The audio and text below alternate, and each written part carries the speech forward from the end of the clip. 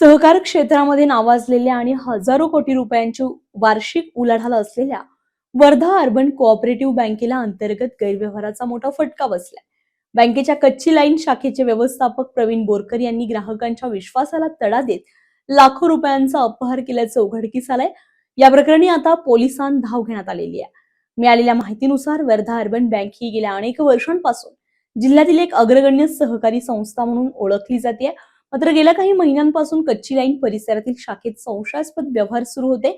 शाखा व्यवस्थापक प्रवीण बोरकर यांनी अनेक ग्राहकांकडून आलेली रोख रक्कम त्यांच्या खात्यात जमा न करता स्वतःच्या वैयक्तिक वापरासाठी वळवल्याचं प्राथमिक चौकशीमध्ये समोर आलंय. केवळ रोख रकमेचा अपहार करूनच बोरकर थांबले नाहीत, तर त्यांनी बँकेच्या सोने तारण कर्ज विभागातही मोठ्या प्रमाणामध्ये अनियमितता केल्याचे संस्था चालकांच्या निदर्शनास आलंय. कर्जाचे कागदपत्र आणि प्रत्यक्ष तारण ठेवलेले सोने यामध्ये फेरफार करून बँकेची आणि पर्यायाने सामान्य ठेवीदारांची फसवणूक केल्याचा संशय व्यक्त केला जातोय. बँकेच्या नियमित लेखापरीक्षण आणि अंतर्गत तपासणी दरम्यान हिशोबामध्ये मोठी तफावत दिसून आलेली आहे. जेव्हा व्यवस्थापनानं या प्रकरणाची सखोल चौकशी केली तेव्हा शाखा व्यवस्थापकाचा हा कारनामा उघड झालाय. यानंतर संस्था चालकांनी तातडीने पावले उचलत प्रवीण बोरकर यांच्या विरोधामध्ये लेखी पोलीस तक्रार दाखल केलेली आहे. वर्धा अर्बन बँक ही सामान्य जनतेची बँक आहे. ग्राहकांचा पैसा सुरक्षित राहावा यासाठी आम्ही कटिबद्ध आहोत. या प्रकरणी दोषींवर कडक कारवाई करण्यासाठी आम्ही पोलीस प्रशासनाला पूर्ण सहकार्य करत आहोत, असं बँक प्रशासनाने सांगितलंय.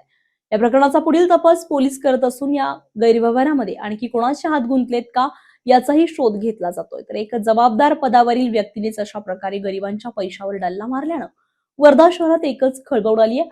अधिक माहिती घेतली आमचे प्रतिनिधी निलेश पिंजरकर यांनी.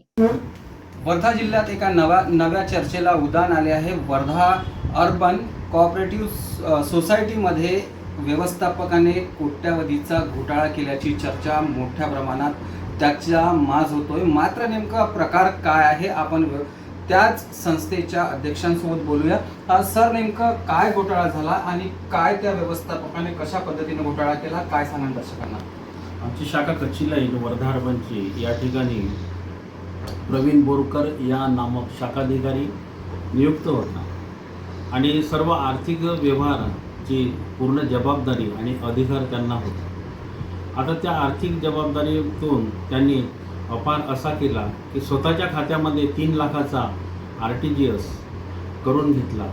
एका दुसऱ्या कर्मचाऱ्याच्या संगनमताने चेकवर सही करून आणि तो RTGS स्वतःच्याच खात्यामध्ये घेणे हे 3 लाखाची बाब आहे. हे अपहार झाला. त्याचप्रमाणे 3 केसेस सोने तारणाच्या ज्या डुप्लिकेट सोनं आणि दुसरेच कोणी माणूस खातेदार उभे करून त्यांच्याकडून 3 खात्यामध्ये पैसे घेणे आणि ते पैसे स्वतः काढणे आणि स्वतःच्या आपल्या उपयोगामध्ये लावणे, हे संस्थेचं त्यांनी दिशाभूल केली. त्याचप्रमाणे एक अशी केस आहे की अमोल कठाणे या नामक गृहस्थावर 3 केसेस गोल्डच्या करून ते गोल्ड आता कसं आहे त्या चौकशी अंती ठरेल आणि त्या गोल्डवर कर्ज उचलून ते बरोबर आपल्या खात्यात पैसे घेणे, काढणे आणि स्वतःच्या खात्याचा टर्नओव्हर त्याचा 3 कोटीचा एका वर्षात आहे. काढणे आणि टाकणे. यावरून असं लक्षात येते की या नोकरीसोबत हा दुसरा कोणता व्याजागिजाचा हा व्यवसाय करत होता.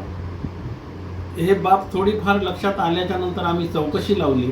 चौकशी अंती त्यामध्ये एक बाब समोर आली आणि ते समोर आल्यामुळं आम्ही संस्थेने आणि आमच्या मुख्य कार्यकारी अधिकारी CO साहेबांनी निर्णय घेतला की हे आपण FIR करायला पाहिजे. मग त्या प्रकारच्या आम्ही त्या ठिकाणी 5 तक्रारी दिल्या.